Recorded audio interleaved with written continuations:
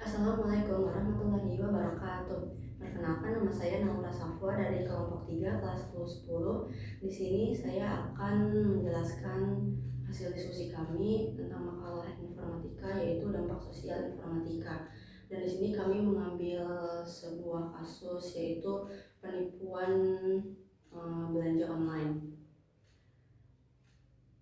Jadi kami melakukan sebuah survei melalui Google Form yang dikirimkan ke 15 rekan kami, dan beberapa diantaranya, yaitu jawabannya 53,3% menjawab ya, mengalami penipuan belanja online, dan 46,7% tidak. Jadi dari 15 orang itu mengalami penipuan belanja online dan 7-nya itu tidak mengalami penipuan belanja online. Lalu selanjutnya ada pertanyaan, pernahkah Anda mengalami dampak negatif dari informatika seperti penyebaran informasi palsu, pembajakan data, dan lain-lain? 9 orang iya, dan juga 6 orang tidak. Di antaranya yang iya itu tertipu oleh membeli suatu produk gitu. Jadi ternyata produknya tidak sesuai dengan yang ada di gambar. Terus yang kedua ini ada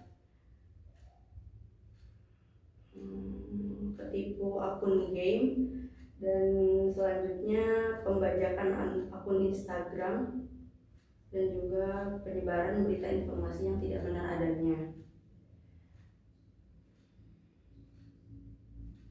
Selanjutnya ada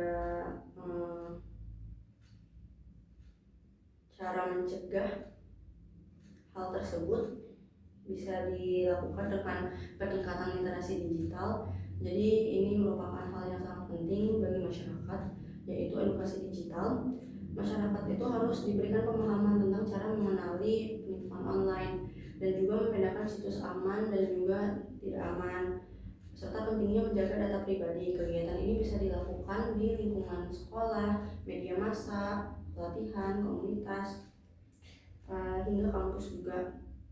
Yang kedua yaitu penerapan sistem keamanan siber yang kuat. Hal ini penting untuk mencegah kebocoran data yang sering dimanfaatkan pelaku penipuan.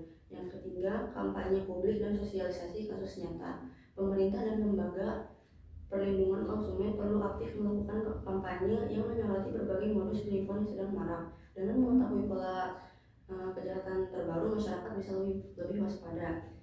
Yang keempat, laporan dan penindakan cepat oleh aparat hukum. Masyarakat harus diberikan kemudahan dalam melaporkan kasus penipuan digital. Jadi selain itu, aparat penegak hukum perlu memiliki unit cyber yang responsif dan profesional dalam menangani kasus serta menindak pelaku dengan tegas. Yang kelima, kolaborasi antar instansi dan platform digital. Kita bisa melakukan kerjasama antar pemerintah, penyedia layanan internet, media sosial, dan juga lembaga keuangan perlu diperkuat untuk memblokir akun palsu dan verifikasi toko online seperti yang tadi kasus penipuan belanja online itu, serta menghentikan aktivitas mencurigakan secepat mungkin. Dan keenam, penguatan regulasi dan perlindungan konsumen digital. Pemerintah perlu memperbarui regulasi terkait perlindungan data pribadi dan transaksi online. Undang-undang seperti UU ITE harus lebih tajam dalam mengatur dan menindak kejahatan digital agar menimbulkan efek jera bagi yang menipu itu. Yang ketujuh, peningkatan kepedulian sosial dan budaya saling mengingatkan. Dalam lingkungan sosial penting untuk membangun budaya saling mengingatkan, berbagi informasi tentang modus penipuan, dan tidak menyalahkan korban.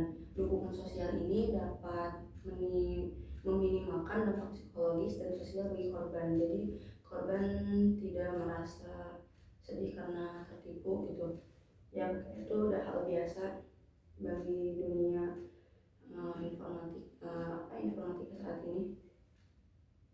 Dan kesimpulan, berdasarkan hasil survei yang dilakukan, dapat disimpulkan bahwa penipuan online telah menjadi ancaman yang nyata dalam kehidupan digital sehari-hari. Banyak responden mengaku pernah menjadi korban atau hampir tertipu oleh modus-modus penipuan seperti phishing, penipuan belanja online, atau akun palsu.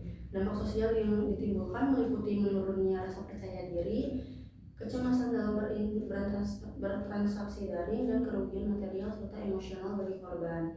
Kurangnya literasi digital dan kesadaran terhadap keamanan informasi menjadi faktor utama tingginya kasus di kalangan pelajar dan juga warga sekolah ini. Sekian presentasi dari saya. Mohon maaf bila ada kesalahan. Terima kasih. Wassalamualaikum warahmatullahi wabarakatuh.